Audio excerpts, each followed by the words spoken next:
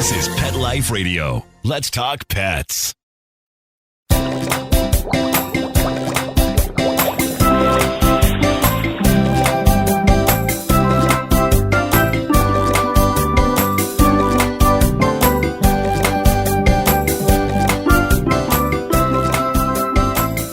Welcome to Aquariumania. I'm your host, Dr. Roy Anong, speaking to you from the University of Florida IFAS Tropical Aquaculture Laboratory. Thanks for joining us. The aquarium trade is a billion-dollar industry with commerce of animals, plants, and goods supporting the livelihoods of people all over the world. National and international organizations play a key role in managing and improving this complex business. My guest today, Shane Willis, is Managing Director of the National Aquaculture Training Institute in Australia and President of Ornamental Fish International.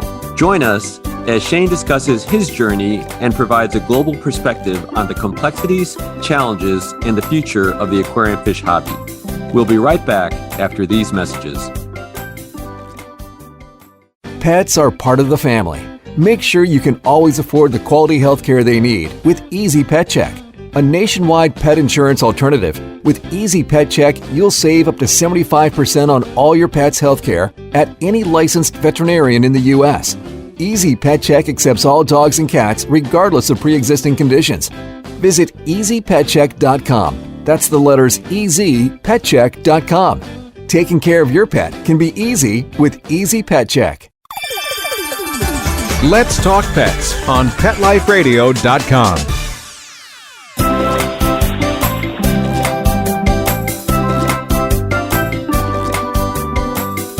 Welcome back to Aquariumania on Pet Life Radio. My guest today is Shane Willis, Managing Director of the National Aquaculture Training Institute and President of Ornamental Fish International. Shane, thanks for joining us. Thanks, Roy. It's really great to be here. Well, before we kind of get into maybe a little bit of the industry and more into the weeds about the complexities and a lot of the international work you've been doing, I'd like to kind of get a little personal. So let's talk about how you got into aquariums and aquaculture. How old were you when you first set up or enjoyed your first aquarium?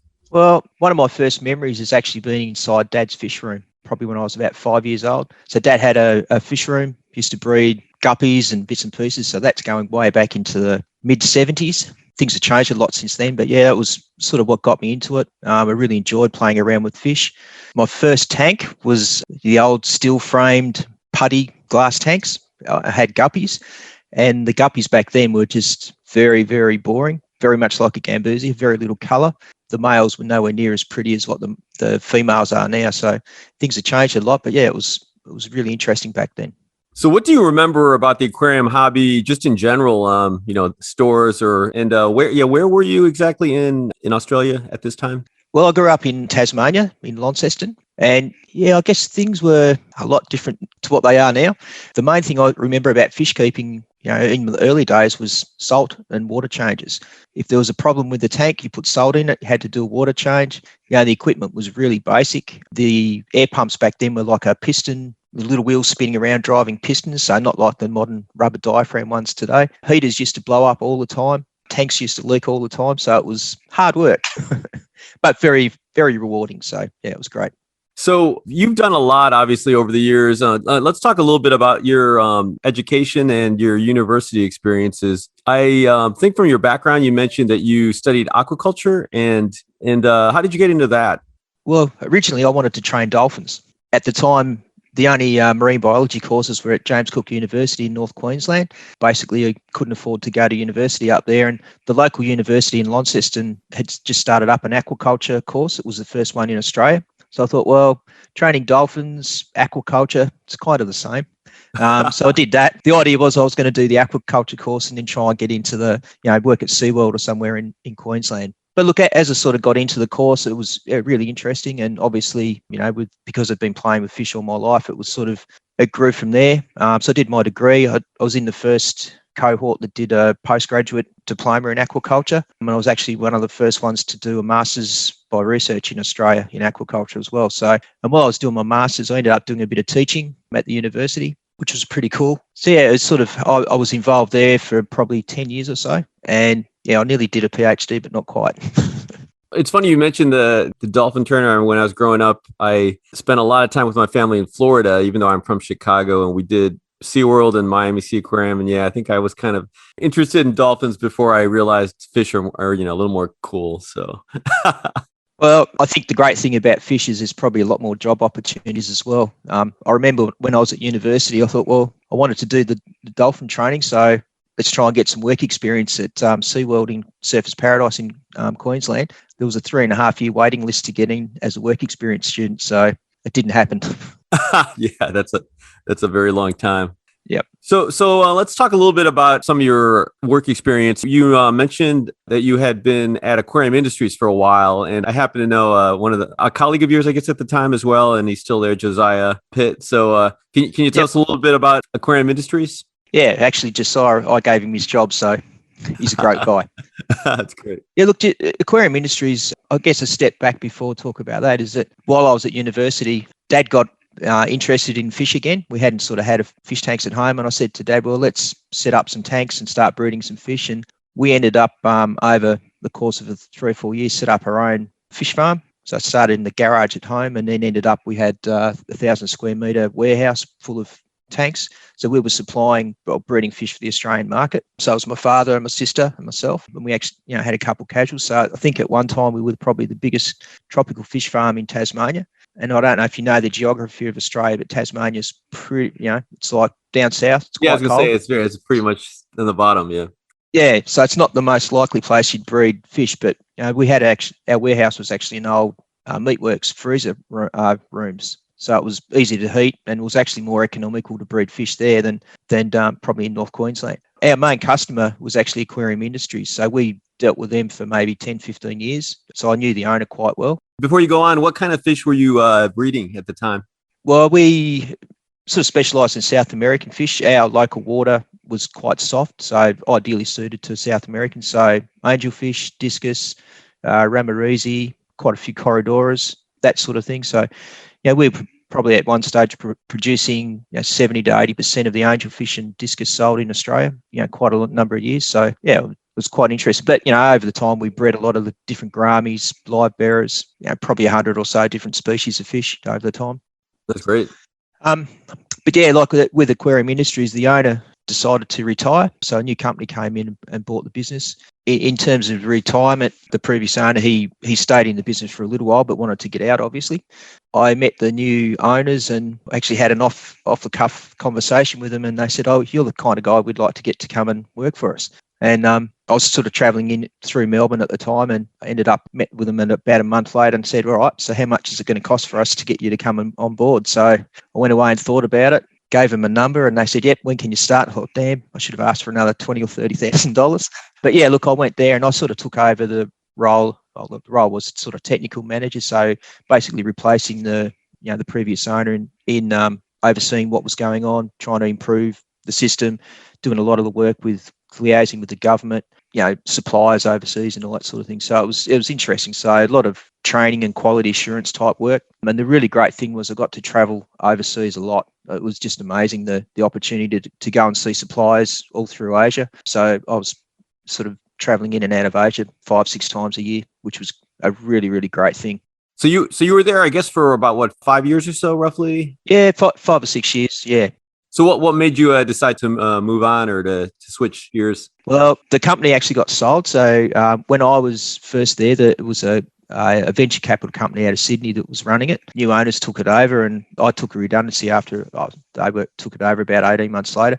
When I was first there was a management team that was running it for the venture capital company, but the new owners actually wanted to run in the business. So we ended up with 6 managers. Okay. Where you only needed 3. So, and it was great. It was actually at that time, I just got a fairly large consulting project in Jamaica. So it actually worked out really well. So what was your, do you have 1 or 2 favorite memories from your time with Aquarium Industries? Yeah, look, I think it was probably the travel, like getting to meet a lot of the people. Growing up, I don't know if you remember, Aquariumania in Singapore was a big sort of highlight of the industry internationally. I remember I'd only been working for 3 months and I got to go to my first Aquariumania. And it was just amazing, to meet people that, people like Gerald Bassley, for instance. I had all his books. and to actually meet people like that, it was really interesting. So, and sort of, I guess, being in Australia, we're sort of a bit removed from everything, being accepted into an international fraternity sort of thing like OFI. Well, I guess we'll talk about just being able to mix with some of the people that you've admired over the years, and you've read their books and everything. So that was something that was a bit of a highlight. Yeah, but yeah, definitely the travel was the big thing for me. That's great. So now you are currently, one of your hats is a director of the National Aquaculture Training Institute. Can you tell us how you became involved with that and what the institute does? Yeah, well, as I said, I had been teaching at the university. So while I was working in the fish farm and doing the teaching at university, we actually formed a consulting training company called the National Aquaculture Training Institute with a couple of friends. So look, we did like vocational based training in Australia, and so we started that in 2001. And at that time, there was a lot of government funding around for training, so that was great. It really helped us kick the business off. So we sort of specialised more in aquaculture training. So we did anything from tuna, oysters, shrimp, barramundi, sea cage farming, tourist operations, a whole range of different things. My specialty was disease and biosecurity, ornamentals, aquarium fish, obviously, but also recirculating systems. So, yeah, between us, we sort of did projects mainly in Australia, but we also did a lot of projects overseas. The other two original partners have actually left the business, so I'm the last man standing. Oh, okay. But a lot of the work I've sort of focused on the last few years has been, the aquarium industry, done, consulting work here in Australia, training here, but also a lot of work overseas. Okay, great. So can you, I guess, mention, or do you have any specific accomplishments you have all done and or any challenges you think are kind of worthy of note? Training. Everyone wants to do it, but no one's got the time or money. That's a very important thing to learn. Right. Look, there's some challenges with the industry. I mean, there's a lot of companies that we've dealt with, and this is Aquarium and aquaculture, that you can see that there's a need for training and more development, but there's often a lot of constraints in the business in terms of time and money for staff. They don't have the time for people to do the training, and sometimes they don't always value the cost that it's going to be. And a lot of the industry does tend to be a fair bit of itinerant workers. So you have a peak season, particularly for aquaculture. So you get people that are temporary workers. They may only do one season, so it's hard to get that continuity, I guess, in staff when you're working with them. But I guess, some of the most satisfying work I've done has been development type work. We did a couple projects in Australia with Aboriginal groups. So in Australia, they have we call it Work for the Dole program. So basically, people get there's a social security network, so they get an unemployment benefit, and they can actually do some work to boost that up. So a couple of the remote communities in Australia we did some work with. So we set up an aquaculture training program, so a small farm. The guys would come in and do some work. We'd show them how to run the farm, and it was a supplement for their sort of unemployment or social security benefit. And, there's a lot of challenges for these guys. There's not a lot of opportunity there for work, education levels. What kind of fish were they? One of the projects was aquarium fish, so it was mainly like live bearers, guppies and mollies and platies. The other one was yabbies, so it's a freshwater crayfish here in Australia. So it was more an aquaculture project. I guess one of the challenges, a lot of these guys had very limited education. I remember doing some training there one day, and one of the girls said, if I had had a teacher like you at school, I probably would have stayed and learned how to read. And that just actually nearly made me cry. It was, so that was really satisfying. And I was also internationally involved with the project in Jamaica over several years, and similar sort of thing. It was about trying to develop small backyard farms. And the idea was we get a couple hundred small backyard farmers breeding various types of fish. African cichlids are pretty suited to that area because of the hard water, but, live bearers and things like that, and have an export facility that can take all the fish from these guys and export it into the US. So it kind of worked, kind of didn't. But again, that was a similar thing, trying to use aquaculture as a means to improve people's livelihoods. So that kind of thing is really satisfying. Not that many opportunities to do it, but it's a pretty cool thing to do. Yeah, no, it sounds like it, definitely. So let's talk really briefly, and then we'll kind of get more into it. We'll take a short break in a couple minutes, but you're currently the president of the Ornamental Fish International, or OFI. I'm pretty sure a lot of hobbyists in general don't really know what OFI is. I became familiar with OFI when I was working at the fish farm I worked at right after out of school. But before that, I hadn't really known anything about them. Can you kind of tell us a little bit about their overall mission and membership? Yeah, look, Ornamental Fish International, I guess we're the peak trade organisation for the aquarium industry worldwide. So it's more about, I guess, facilitating and lobbying on behalf of the industry, to make sure that we can still trade internationally. So we're actually a European-based organisation. It was set up in the early 80s. So our office is the Netherlands, but I'm based in Australia. Our current Secretary General is in Uganda. He's actually from Holland, but his wife's got a job in Uganda, so he's there. Our Vice President is Norwegian, and we have members from all over the world. I think it's about 32 countries we have members. I guess in terms of our membership, we don't have huge numbers, about 130 members around the world. But if you look at the volume of fish traded, it's probably around 60% of the fish traded internationally. So most of the major players are members, which is good. What we do is we do a lot of work in the EU Parliament, lobbying on behalf of the industry. And we also try to help out wherever in other countries where we can. We do have fairly limited resources, so there's a lot more work that we should be doing, but we just can't do it. But yeah, it's mainly sort of lobbying on behalf of the industry. And I guess one of the things is you're right, not a lot of people in the hobby know about us because we sort of focus our time on doing the things and not telling people what we're doing, which is some of the things that I'm trying to fix because, we need to be telling people what some of the issues are that we're dealing with. And, communication is something we definitely need to work on. Sounds good. Well, we're going to talk more about some of those issues after this short break. Let's take a break and we'll continue our discussion with my guest, Shane Willis, Director of the National Aquaculture Training Institute and President of Ornamental Fish International after these messages. Take a bite out of your competition. Advertise your business with an ad in Pet Life Radio podcasts and radio shows. There's no other pet-related media that is as large and reaches more pet parents and pet lovers than Pet Life Radio. With over 7 million monthly listeners, Pet Life Radio podcasts are available on all major podcast platforms. And our live radio stream goes out to over 250 million subscribers on iHeartRadio, TuneIn, Stitcher, and other streaming apps. For more information on how you can advertise on the #1 pet podcast and radio network, visit PetLifeRadio.com/advertise today.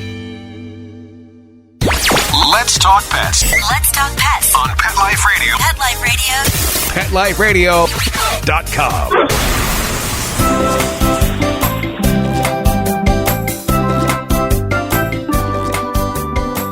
We're back and continuing our conversation with my guest, Shane Willis, Director of the National Aquaculture Training Institute and President of Ornamental Fish International. So Shane, before the break, you were talking a little bit about you mentioned some of the challenges, and I know kind of peripherally, and obviously we're dealing with some similar issues in the United States, but can you kind of maybe mention some of the things that are going on currently and maybe over the past 5 or 10 years that have been a challenge for the aquarium industry?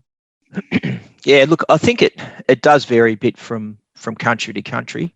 So I probably don't have enough time to go into all the detail. But I guess, there's basic themes that we see an issue with across the world. So one of them is invasive alien species. So invasive alien species are, species of basically anything that can establish a feral or non-native population in an environment. And I know, for example, in Florida, they got the problem with the Burmese pythons in the Everglades. So it's a great example. Lionfish throughout the Caribbean. It's an Indo-Pacific species that's become invasive in the Caribbean. So that there are examples from the pet and aquarium industry, but also examples from all agricultural and animal-related or any sort of biological organism, I guess. But look, at the moment, we're dealing with a lot of issues in Europe, for example. So they're developing a whole range of invasive alien species lists, and part of that is the controls are you can't trade in those species anymore, or there's sort of controls where they can be traded within the EU. We have similar issues in Australia. I'm sure it's the same in the US and across most countries. So there are examples of species of fish in our trade that are invasive and have established invasive populations across the world. And certainly, one of the things we're doing is trying to educate our members in the importance of biosecurity. But it also goes to the hobbyists too. I mean, a lot of hobbyists will think, I don't want this fish tank anymore. What am I going to do with the fish? I'll go and put it in the local river because kind of makes sense. They come from rivers, so I'll put them back there.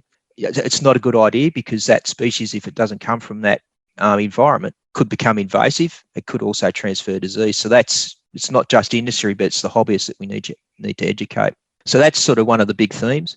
Animal welfare, big issue, and this goes right across Europe, the US, Australia. We're seeing a lot more activity from various stakeholders, saying that we keep fish in glass jails and pointing out a lot of the bad welfare practices. I guess there's always room to improve management practices, and I'd always encourage everyone. You need to be aware of the biological requirements for a fish. You need to be providing the right environment, and I guess one of the things that we try to highlight to people is our industry is based on live animals. If we don't look after those animals, they don't survive. And, there's a commercial imperative for the industry to actually do its best for animal welfare, because that actually helps improve survival, which improves the economics of the industry. So it's a bit of a misnomer.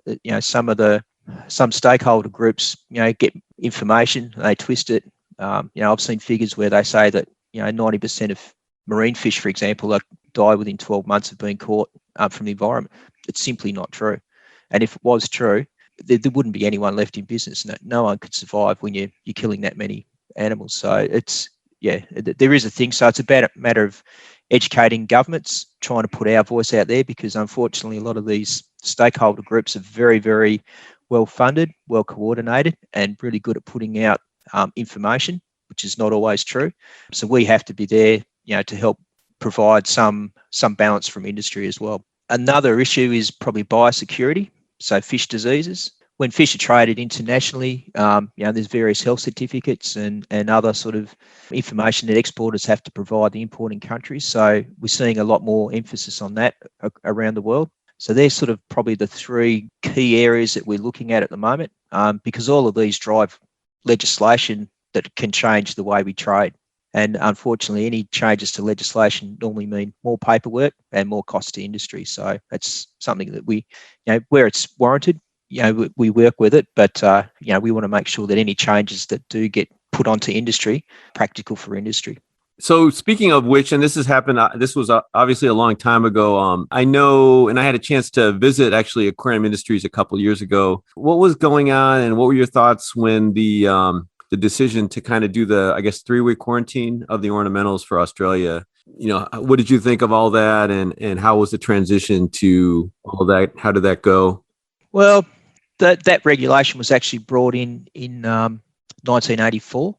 Okay. So pretty well the whole time I've been involved with the industry in Australia, that quarantine's been there. I think it's good and bad. I suppose in one respect that the quarantine regulations apply to everyone. So if you're bringing fishing into the country, everyone has to do the same thing. So it's regulated. It adds a cost to the business, but that cost, everyone has the same sort of cost to it. So there's no sort of like economic disadvantage within Australia, because any fish imported are subjected to the same thing.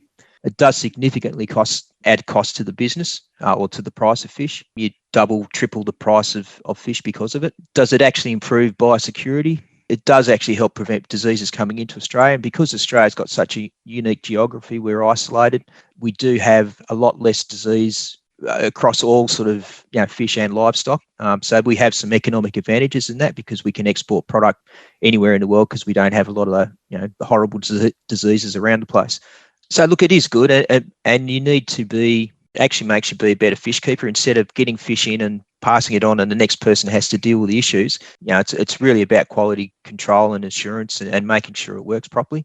It's a twin-edged sword, good and bad. Right. Yeah. Yeah. No, I mean, I could definitely see the benefits, but as you mentioned, I could see how much, apparently it wasn't too much of a cost increase because it didn't shut down business, I guess. So, yeah, well, one of the things that did happen I think is more what you're talking about, is there was a change in the regulations as how it was made to work in Australia.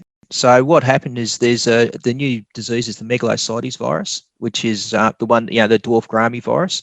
That can actually get into Australian native fish. So the Australian government thought, well, that's quite nasty. And what they wanted to do is they extended quarantine by a week, but they also implemented a system where the fish had to be PCR batch tested before they came to Australia.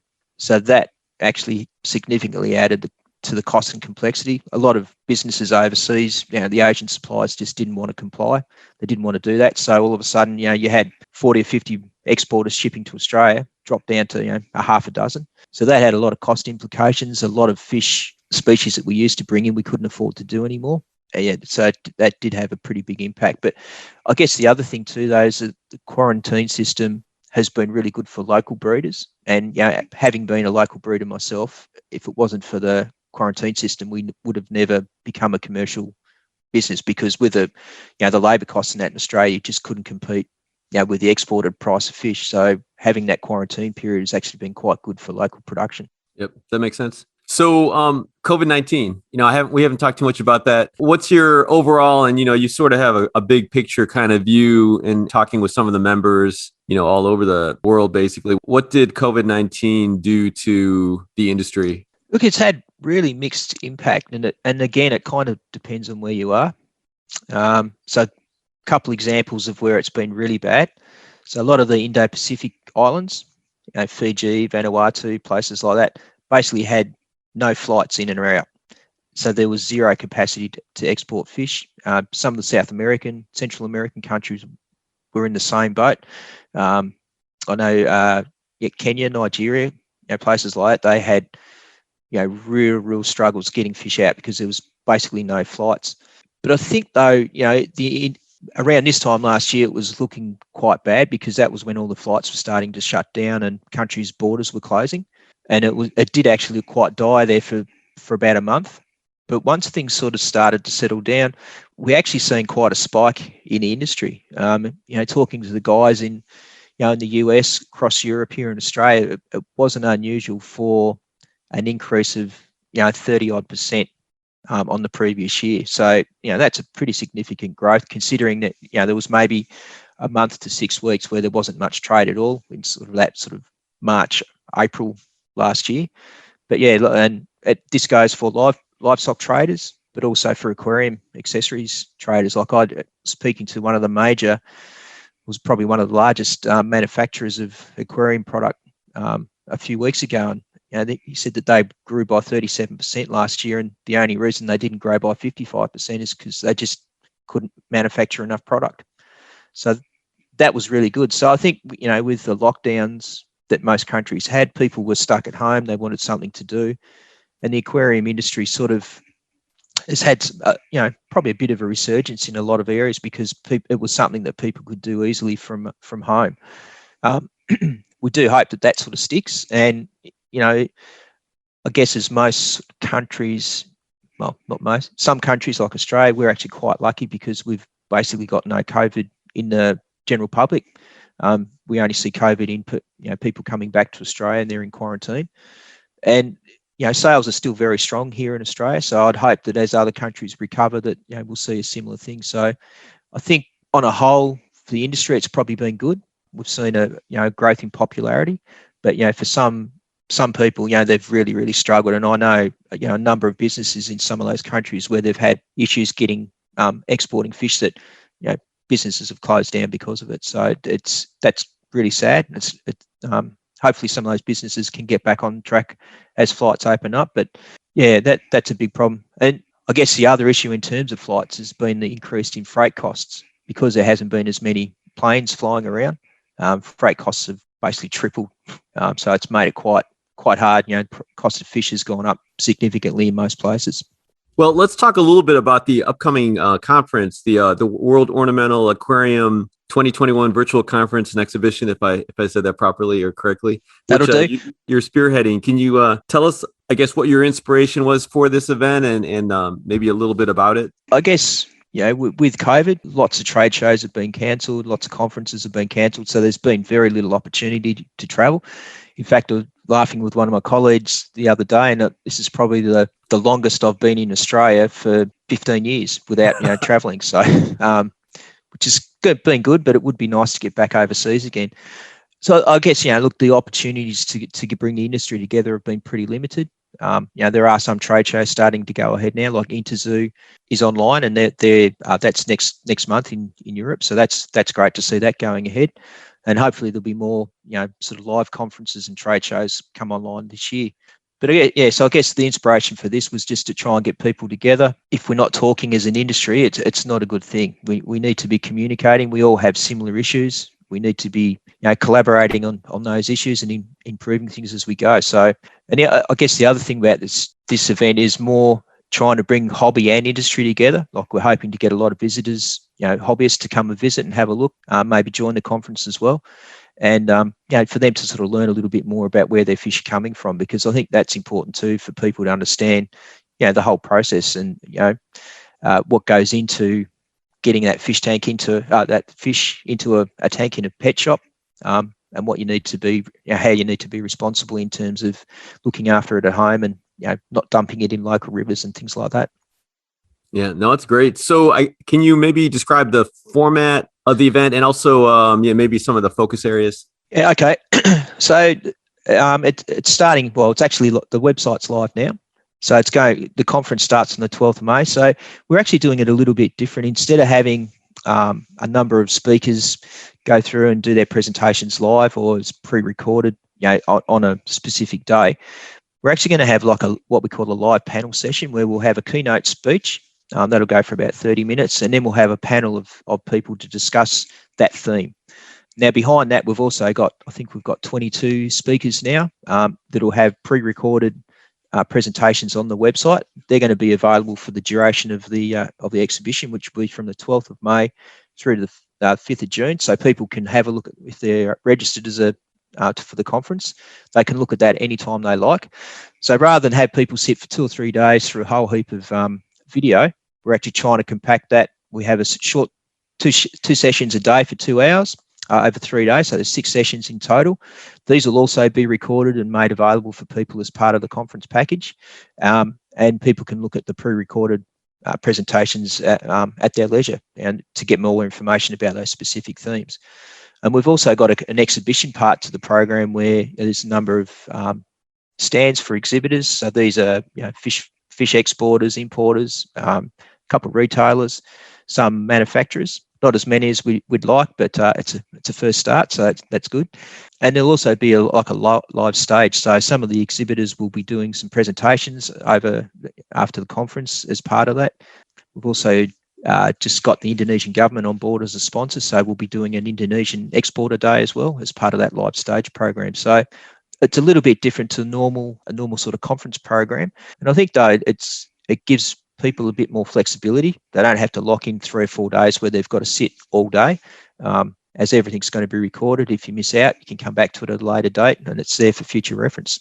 Yeah, no, it sounds great. So I think you had mentioned potentially a discount for hobbyists if they want to join. Can you talk a little bit about that? And I think we'll try to put that on your guest page as well. Yeah, for sure. Look, I'd love to offer. So normally to visit the exhibition part of the program is free. So you can just get onto the website, which sure you'll post up for me. Yes. You can view the exhibitor stands and the live stage program for free. If you want to actually participate in a conference, so there is a charge. Now it's normally $95 US, but if we use the promo code, it'll be $10, so we can reduce that down. So that's a great discount. And so we'll have the promo code again. This is a great opportunity for any hobbyists or industry that are interested, from a $95 to a $10 fee, which is great. So, okay, I think it is, and that we've got speakers from all around the world. Your good self is giving a presentation, so that'll be great to hear. But look, we've got talks on marketing. So what's actually happening. So we're going to talk a bit more about the impact of COVID and some of the market trends that we're seeing at the moment. There's some talks on koi production from Japan. That's very exciting. And a lot of talks about fish health, aquarium management, technology, farming techniques. So there's a little bit of everything.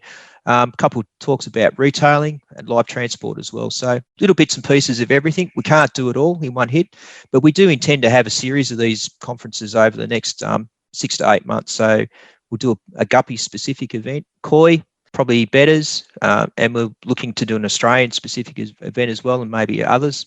Maybe Roy, as we sort of had a little bit of a chat off air, could do something about biosecurity and aquarium fish health. So I think, as I said, I think this sort of format can work well. It doesn't take up a huge amount of time in one hit for people. Hopefully it can help, spread some more information and get people communicating. And I think particularly it's important to get more communication between industry and hobby. There seems to often be a disconnect between the hobbyists and industry, and I think it's important for to be talking to each other. Yeah, no, I agree. And I think it's a great idea, great format. Actually, this is somewhat unrelated, but you mentioned Australia again, which obviously I have to say one of my favorite groups, and I've had a number of aquariums, has been, of course, the rainbow fishes. So I've had a bunch of rainbow fish tanks over the years.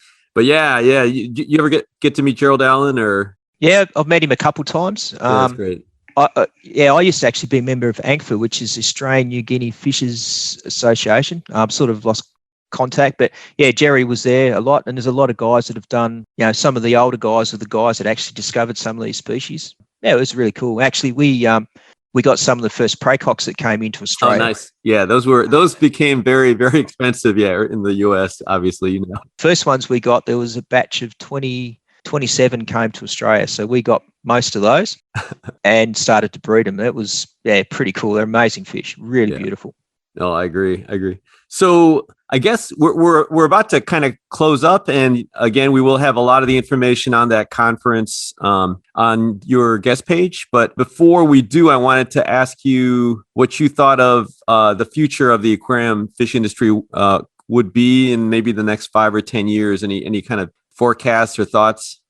Look, I think the one thing I think that's changed the industry a lot is probably over the last 10 years is the decrease in the cost of equipment, particularly in the marine sector. And I think that's really responsible for, the increase in the marine sector. And if you look at the industry as a whole, marines are growing, aquascaping, so live plant tanks and everything, that those sort of areas are growing a lot. And I think that's where we're going to continue to grow. There was a real trend towards nano tanks, which I think the small sort of 10-litre nano tanks probably won't be as popular in the future. It'll probably be more like a slightly larger tank, maybe like a 20-litre tank. But I think marines are going to continue to become more and more popular. We're going to see a lot more aquaculture of marine fish. I think that'll be a natural progression. I've actually seen this week there's the announcement of a couple of new species of fish that the guys at Rising Tide have been successfully breeding. So that's really exciting stuff.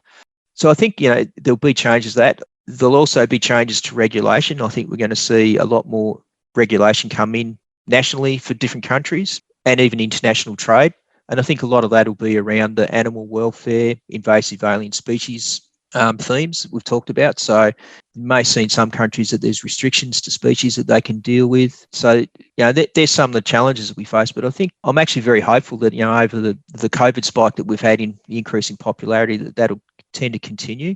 And we do actually see a lot more younger people coming into the hobby, which has been an issue. So over the last probably 20 years, if you've ever been involved with a hobby club, you probably find that if you are our age, you'd probably be the youngest people there. But now I think that there's a lot more people that the internet's become, I guess, a lot more important in terms of those user groups. So I think that those sorts of things are going to continue. It's having that community of people that you can deal with to help you through the hobby, because it can be a challenging hobby, but getting over those challenges is part of the reward. And I remember one of the biggest achievements when I first bred guppies. I thought, man, I'm so good. I've actually managed to breed guppies now. It was probably not me. It was just because that's what they do. But they are pretty easy to breed. But yeah, I think that's one of the big things is we'll see that the continuing those sectors and hopefully get a lot more young people involved in the hobby. I do have to correct you though, because Shane, you and I are still very young. So sometimes I don't feel it. Well, that's great. And unfortunately, we're out of time. I want to thank our guest, Shane Willis. Thanks again, Shane, very much for joining us, and our producer, Mark Winter, for making this show possible. So, Shane, you kind of mentioned a little bit about the disconnect, maybe a little disconnect between the hobbyists and the industry, and also some of the regs. Any final thoughts, anything maybe the listeners can do or start thinking about that would be kind of helpful for the hobby as a whole? Come to WAWA 21, see what we're doing in terms of the industry. But yeah, I think, to become a bit more involved, look, it'd be great to have a look at the OFI website. So it's OFI or OFISH, OFISH.org. Have a look at that. You can see some of the issues. PJAC in America is very strong on lobbying on behalf of the industry as well. So there's some good information on that. So it's just, I guess, try and be aware a little bit more of what's going on in the industry and perhaps how you can, you may be able to help. Quite often we ask for information from industry and for hobby, and one of the challenges as a trade organisation is trying to get that information because not everyone wants to share. So I think, as I said, it's communicating and just learning what else is going on in the industry. That's great advice, and appreciate that. Thanks again for joining us. Please be sure to check out Shane's web links. We'll have those on the Aquariumania bio page for Shane. And if you have any questions, comments, or ideas for a show, email me at drroy@petliferadio.com. That's DRROY@petliferadio.com. Until next time, be sure to visit your local aquarium stores and keep your tanks clean and your animals healthy. And definitely check out the upcoming World Ornamental Aquarium 2021 virtual conference and exhibition. We'll have more information about that on Shane's webpage. Let's Talk Pets, every week on demand, only on PetLifeRadio.com.